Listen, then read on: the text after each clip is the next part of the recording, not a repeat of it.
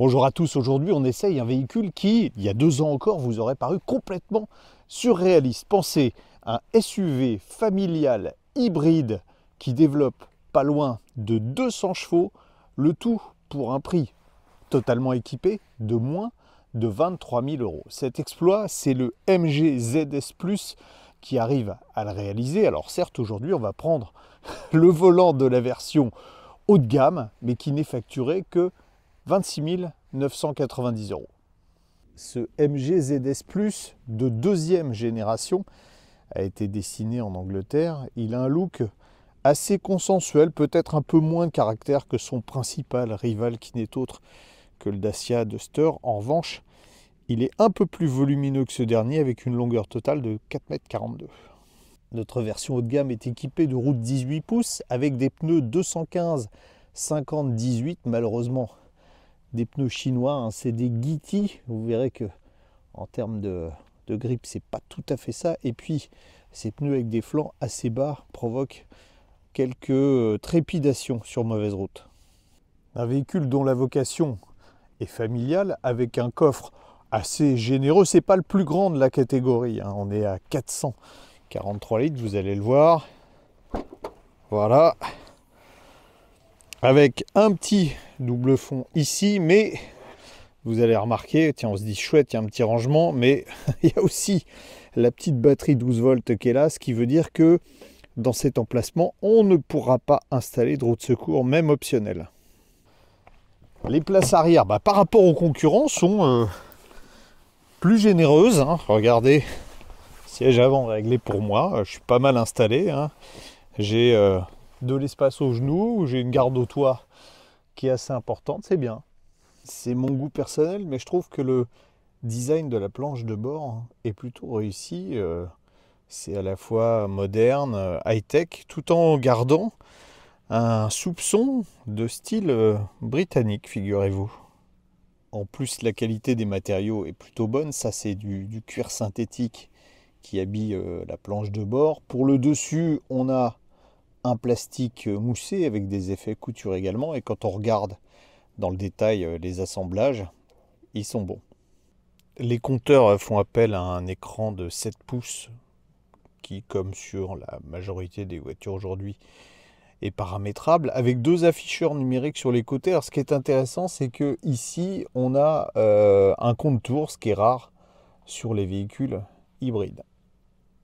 Le grand écran central 12,3 pouces regroupe l'essentiel des commandes. On a quand même quelques petites touches tactiles, par exemple pour monter et baisser le son ici, accéder au menu général là. Sinon, il faut, comme la plupart du temps, passer par ces commandes tactiles, des menus, des sous-menus, par exemple pour la conduite, et pour virer les aides à la conduite qui n'en sont pas vraiment, faut passer dans ce menu-là, conduite, vous voyez, le maintien automatique est là. On a également en confort, pilote aussi, voilà, l'alerte intelligente de survitesse qu'on enlèvera, on enlèvera le maintien dans la voie, enfin bon. Mais MG travaille pour faire comme Renault et avoir un bouton qui permettrait de tout désactiver en une fois. On peut régler la récupération d'énergie dans les menus, faible, moyen, fort. On n'a pas de la conduite une pédale quand on est sur fort. Perso, je préfère une récupération faible. Système GPS également, avec une cartographie qui est assez précise. Volant multifonction avec à gauche les commandes des aides à la conduite. On a 2 petits boutons de raccourci qui sont programmables. Celui de droite, par exemple, là, est programmé pour les commandes de la clim, comme vous le voyez. Sur la console centrale, un support de smartphone. Ici, le bouton de démarrage. Le sélecteur de vitesse, que je trouve assez joli. Ça, c'est un petit message pour Stellantis. Et puis ici, un sélecteur de mode qu'on utilisera tout à l'heure qui permet d'avoir 3 modes, sport, éco, normal. Sur notre version Luxury, il n'y a absolument aucune option. Tout est en série, si ce n'est la peinture rouge métallisée, 650 euros.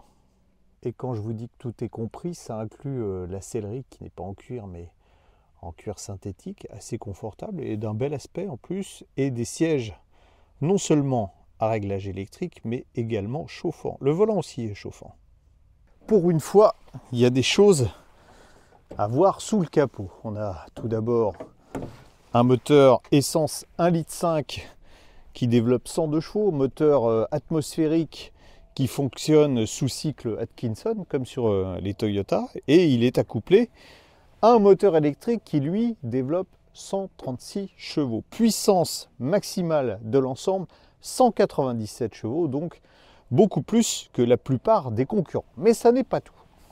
Nos amis chinois ont mis les petits plats dans les grands sur les modes de fonctionnement, puisqu'on a un système hybride qui fonctionne à la fois en hybride série, en hybride parallèle, ou le moteur thermique qui peut entraîner les roues. Je vais vous montrer ça en roulant, vous comprendrez mieux.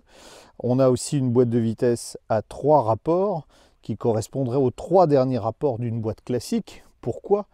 Bien, simplement parce que jusqu'à 60 km/h, on est principalement en mode électrique grâce à une batterie d'une capacité très généreuse, puisqu'elle fait 1,83 kWh, c'est beaucoup pour un hybride simple, et elle fonctionne sous une tension plus élevée de 350 volts.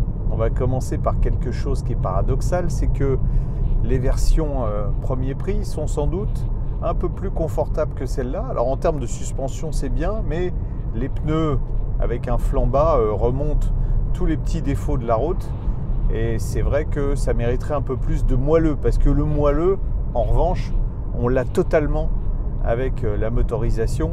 On fonctionne au démarrage en 100% électrique avec un couple qui est conséquent, on a 250 Nm, et puis après la mécanique se fait oublier dans le bon sens du terme, c'est qu'on ne sent pas les transitions entre les différents modes, et pourtant je vous assure que c'est assez compliqué. Je vais essayer de vous faire voir ça avec le petit graphique qui est au tableau de bord. Vous voyez, on est en roulage électrique, même si j'accélère un peu plus franchement, on reste en roulage électrique, contrairement par exemple aux hybrides Toyota dont le moteur thermique se met en route presque instantanément dès qu'on a le pied un peu plus lourd.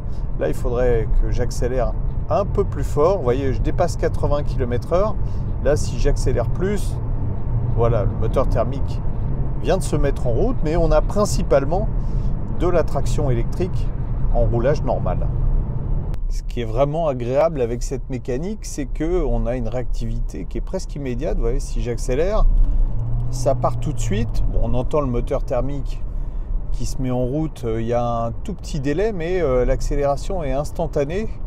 Ça nous rappelle un peu le couple des moteurs diesel ou le couple des voitures électriques, puisque tout simplement, on a une voiture électrique avec une voiture thermique, le meilleur des deux mondes. On va tester la position sport, voilà, 1 ou 2 virages. Bon, déjà, on se rend compte que même si ça s'ouvre un peu, ça tient plutôt pas mal. Pas trop de problèmes de motricité avec les pneus chinois. Alors on entend bien le moteur par contre, mais en revanche, ça pousse assez fort. Je vais prendre celui-là un petit peu plus fort. Et ça... On a un bon maintien de caisse quand même, ça s'ouvre un peu, mais le comportement a été réglé pour rassurer les pères de famille qui seront au volant. Globalement, moi je trouve ça plutôt positif. Quelque chose que je faisais assez peu ces derniers temps sont les reprises, mais bien, pour que vous vous rendiez bien compte, voilà, j'accélère à fond, 80-120, là on entend bien que le moteur thermique monte dans les tours.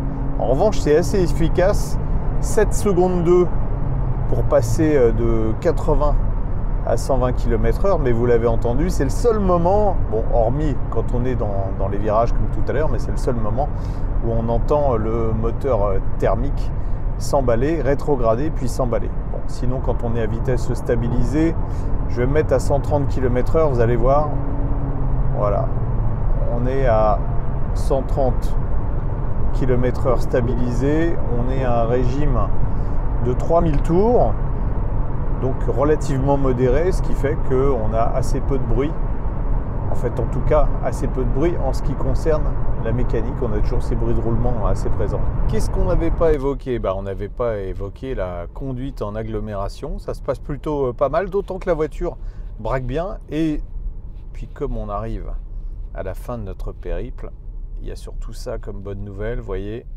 on est à une conso moyenne de 5,3 Je ne sais pas si on voit bien parce qu'il y a le soleil, voilà. 5,2 litres au 100 de moyenne. C'est vraiment très très bien, surtout compte tenu de la puissance et du poids de la voiture. On est un peu au-dessus d'une tonne 4, 197 chevaux. En fait, la conso normalisée est à 5,1 litres, donc on est assez près de la conso normalisée. Je n'ai pas roulé en chassant le gaspille spécifiquement, donc c'est une très bonne surprise. Je pense même que c'est plus efficace que les modèles qui pour moi étaient la référence jusqu'à présent, c'est-à-dire les Toyota.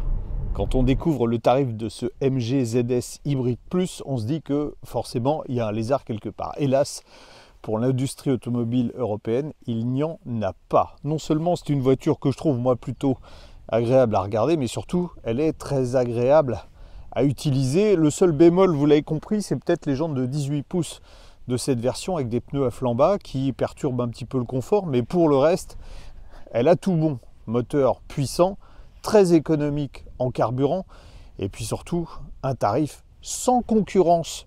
Je vous rappelle que le modèle entre guillemets de base est à moins de 23 000 euros, 22 990 euros, et que notre version tout équipée luxe, Luxury d'ailleurs, est facturée 26 990 euros. C'est bien simple, si vous voulez un Dacia Duster hybride avec un équipement à peu près similaire, ça vous coûtera 3 000 euros de plus. Et la mauvaise nouvelle pour les constructeurs européens, c'est que ce MG hybride n'aura pas les surtaxes des droits de douane, puisqu'elles sont réservées, ces taxes, aux véhicules électriques. Comme on dit, on est un peu mal parti.